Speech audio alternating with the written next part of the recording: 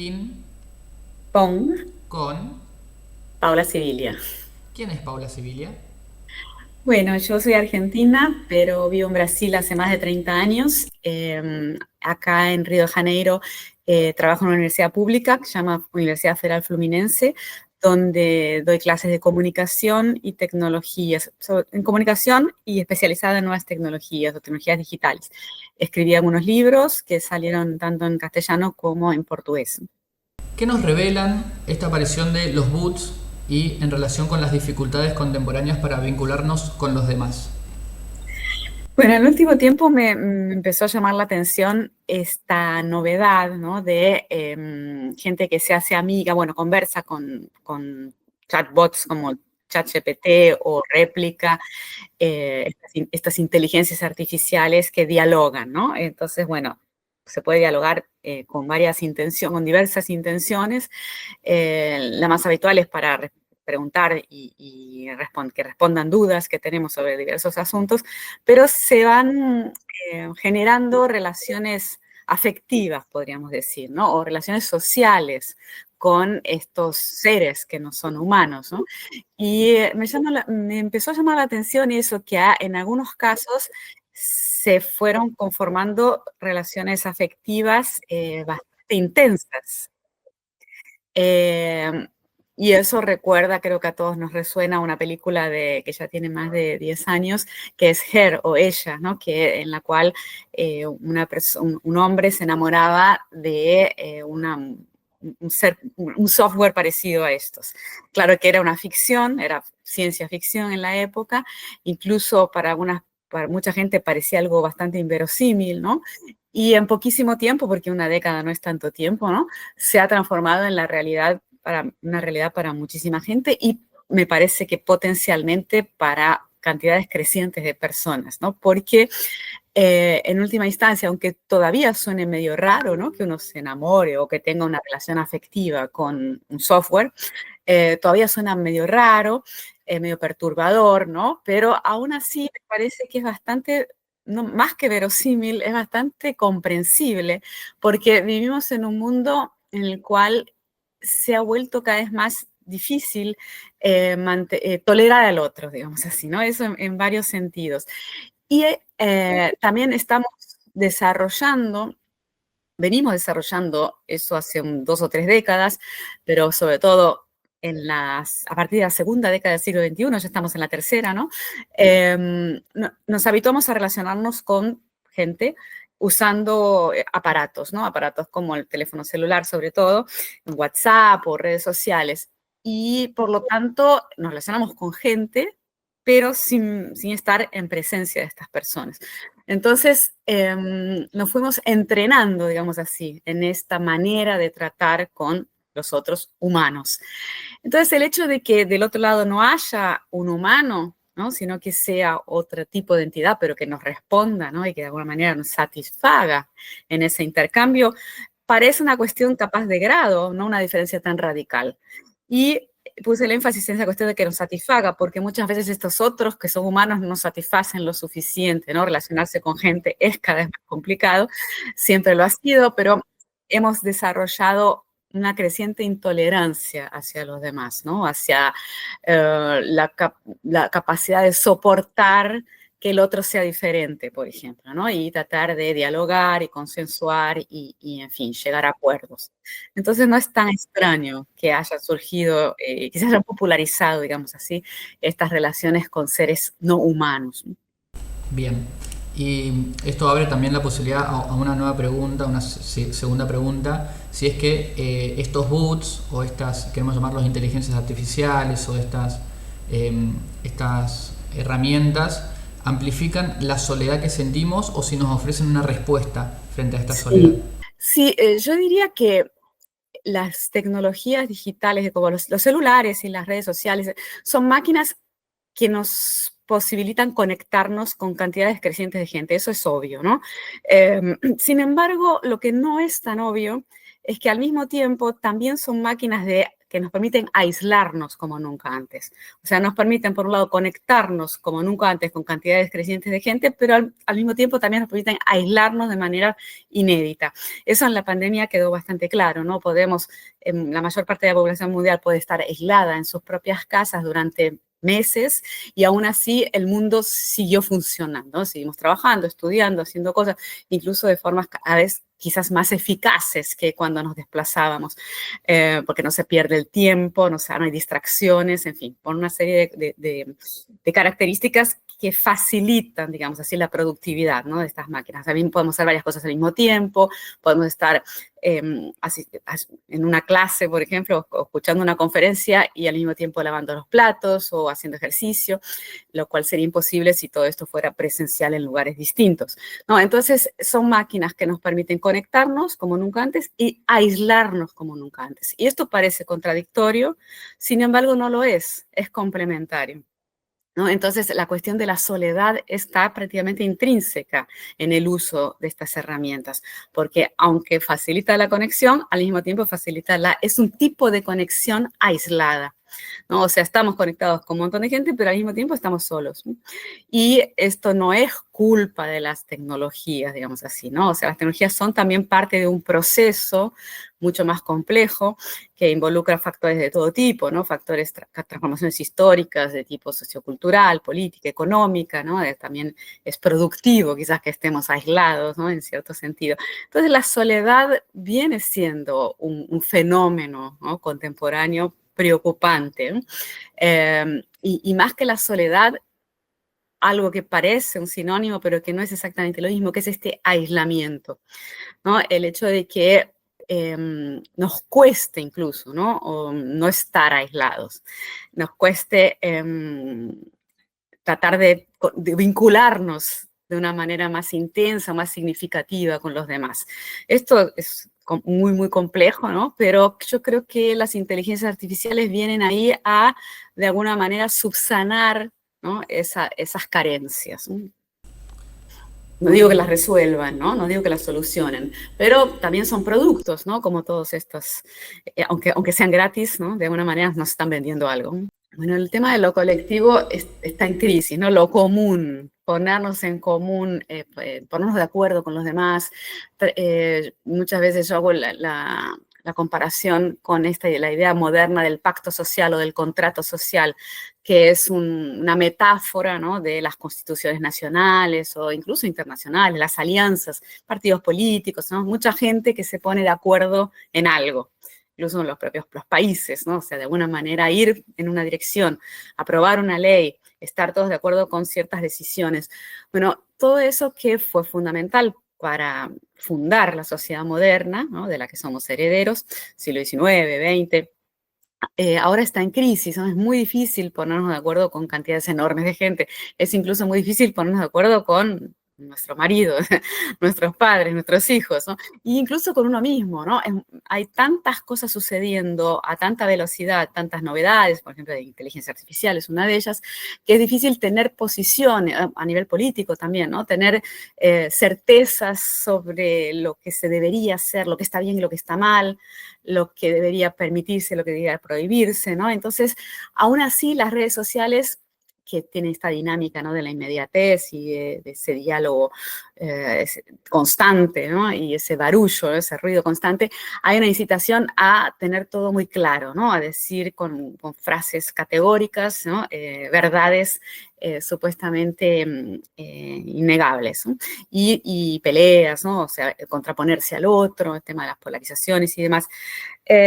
Sin embargo, o sea, la duda, ¿no?, dudar de lo que uno piensa y poner en duda las propias certezas y escuchar lo que dice el otro, eran también características fundamentales del pensamiento moderno, ¿no?, o de la manera moderna de vivir, ¿no?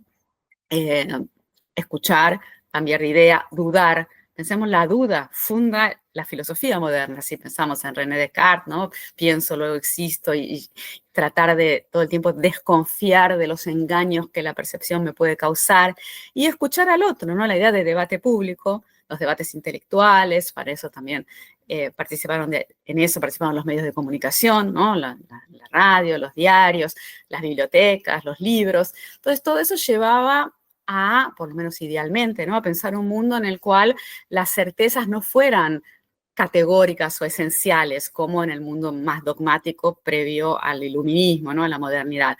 Entonces, la idea de dudar de las propias certezas y escuchar al otro para cambiar de opinión, leer un libro para entender mejor y entonces enriquecer mi espectro, ¿no? Intelectual y cambiar de opinión, eran vistos como características positivas. En cambio, ahora parece que dudar o cambiar de ideas sea algo como débil, una señal de debilidad. Entonces hay que ser muy categórica y tener mucha seguridad que nunca cambiar de idea. Y eso es bastante necio, me parece, ¿no? ¿Y cómo lo pensás en esta relación con los boots que brindan respuestas y que parece que son tan taxativas y no sirven para seguir generando dudas? ¿Cómo ves esa relación? Y bueno, forma parte de ese mundo necio, porque lo vemos bueno, yo soy docente universitaria, ¿no? Entre otras cosas, como todo el mundo, hacemos varias cosas. Yo soy docente universitaria y cada vez más, bueno, en este último tiempo, vemos cómo los estudiantes hacen sus trabajos usando inteligencias artificiales, ¿no? Y vemos hasta qué punto de inteligencia tienen bastante poco. Claro que son herramientas muy sorprendentes, ¿no? Porque, bueno, son capaces de hacer cosas que hasta hace 3, 4 años pensábamos que era imposible. Sin embargo, por lo menos en el estado que están ahora y las herramientas que usan mis estudiantes, es relativamente fácil darse cuenta que lo han hecho usando estas herramientas. Entre otros motivos, porque deliran, ¿no? Como se dice, alucinan, ¿no? Entonces inventan, por ejemplo, bibliografía que no existe. Y los estudiantes me entregan trabajos con bibliografías que supuestamente son mías, o sea, de mi autoría que no existen.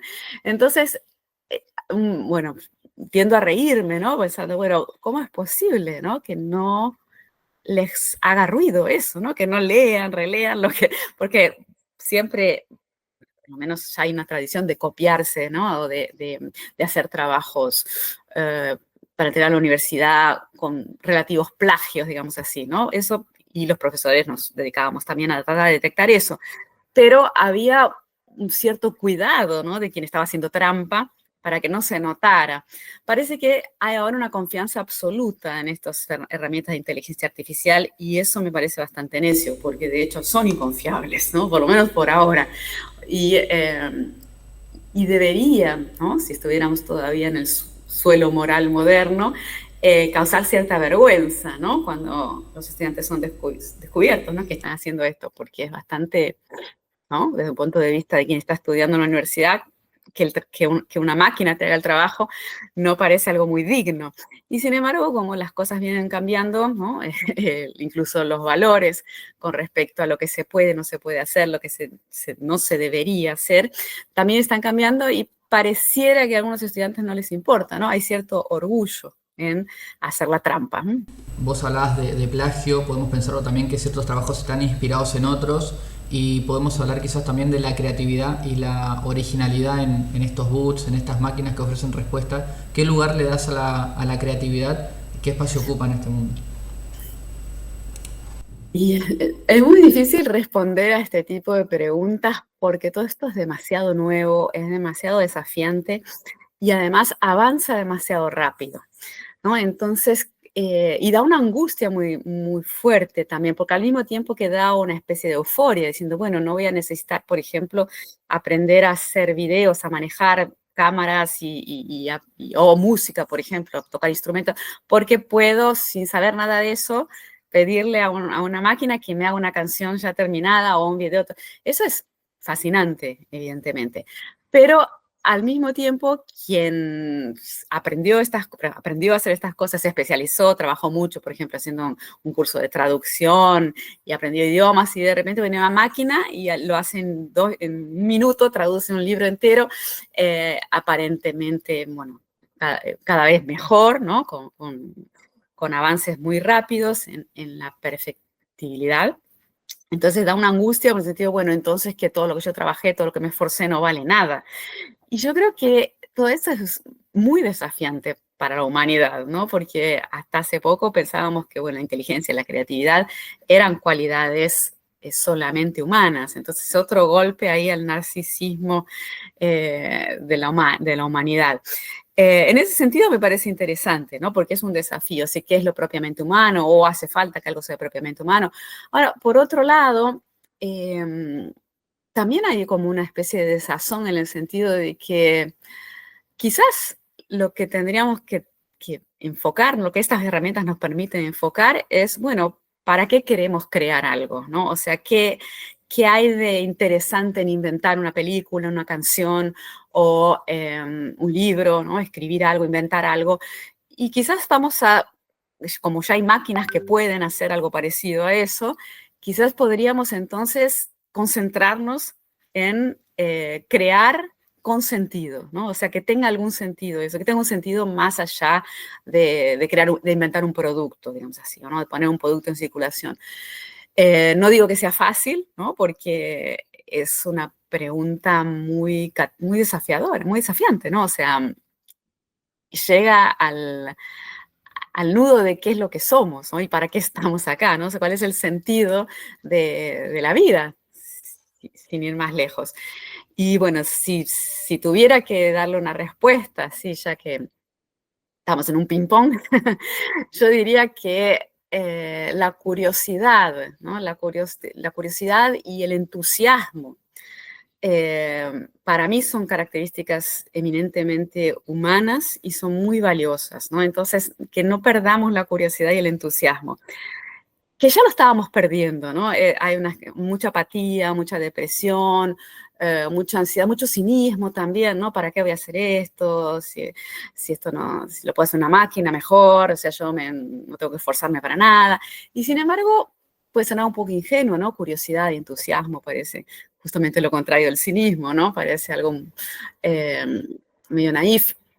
Y sin embargo, quizás sea lo más valioso que tenemos, aprender, ¿no? La capacidad de aprender, la curiosidad por entender algo, ¿no? Entender al otro también y que el otro te despierte eh, una, que despierte las ganas de abrir el horizonte hacia lo que antes pensabas que no existía, ¿no? O que no te interesaba.